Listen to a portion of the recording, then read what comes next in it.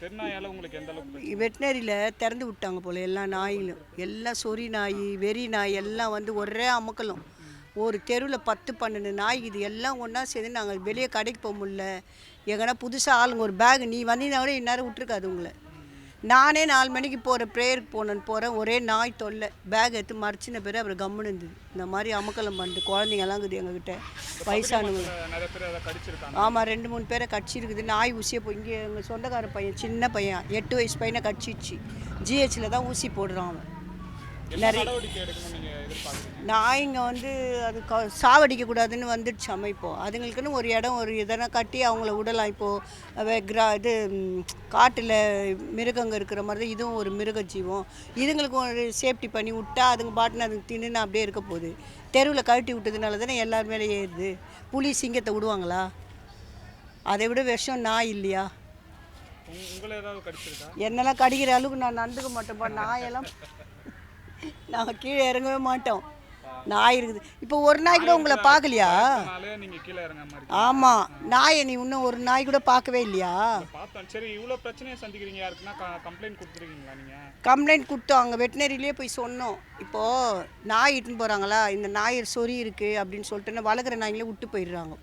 அங்கே கூட்டிகிட்டு வந்து காசை கொடுத்துட்டு விட்டு போயிட்டோன்னே அவன் என்ன பண்ணுறான், கொஞ்ச நாள் பராமரிச்சுட்டு திருப்பி கழட்டி விட்டுறான். கேட்டை திறந்து விட்டோன்னே எல்லா நாய் இங்கே வந்து பசி அதிகன்னா பண்ணோம். யார் சோறு போடுவா அதுங்களுக்கு? எல்லோரும் திரிஞ்சுக்கிட்டு யார் வெறி பூச்சி யார் ரோட்டில் போகிறாங்களோ பிடுங்குது. நாயால் நீங்கள் எந்த அளவுக்கு நீங்கள் பாதிக்கப்படுறீங்க? நாங்கள் ஒன்றும் இல்லை, பாதிக்கெல்லாம் பண்ணல. ஆனால் நிறைய குட்டி போட்டுட்டு நிறைய தொல்லையாகுது. நைட்டுக்கெல்லாம் ஒரே அமக்கலமாக இருக்குது, தூங்க முடியல, ஒரே ஊத்து ஓடுது. அதான் யாருன்னா வெளியே ஆள் வர முடியல. ஆனால் ரொம்ப தொல்லையாகுது நாயால். அதெல்லாம் ஒரு 6-7 நாய்க்குது இங்கேயே, இந்த துண்டுலேயே இருக்குது. அது இல்லாமல் குட்டி வேறு போட்டு இருக்குது. உங்களை ஏதாவது கடிச்சிருக்கா?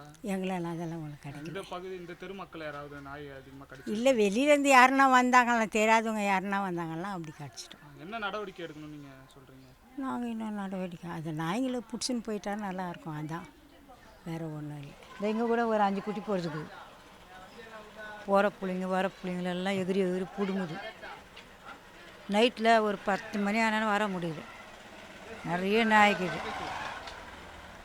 பிடிச்சின்னு போயிட்டா தயவுசெய்து உங்களுக்கு ரொம்ப நன்றி. உங்களை ஏதாவது கடிச்சிருக்கா நாய்? எங்களை கடிக்கல, எங்கள் பேரனை கடிச்சிச்சு, ஊசி போட்டிருக்கோம். சரி, ஓகே. வேறு என்ன பண்ணணும்னு நீங்கள் நினைக்கிறீங்க? என்ன கோரிக்கை வைக்கிறீங்க? அந்த நாயெல்லாம் பிடிச்சின்னு போயிட்டா எங்களுக்கு சந்தோஷம், அவ்வளோதான். இந்த நாயை இருக்கக்கூடாது. வீட்டு மேலே ஏறிது பார்த்து எல்லாம் ஊட அந்த பிளாஸ்டிக் எல்லாம் கீச்சிச்சு.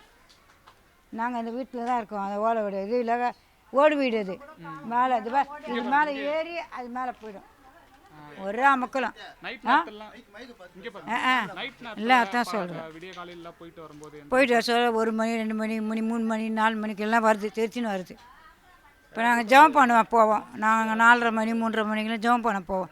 சந்தா தெரிச்சுன்னு ஓடியாருது கடிக்கிறதுக்கு. ஆமாம், சுதந்திரமாக போக முடியல, பயந்து நடுங்கின்னு போகிற. கொம்பு தான் எடுத்துன்னு போனோம் கையில், போக சொல்ல கொம்பு எடுத்துன்னு போனோம். இல்லை கடிக்க வந்துச்சு, என்ன பண்ணுறதுன்னு.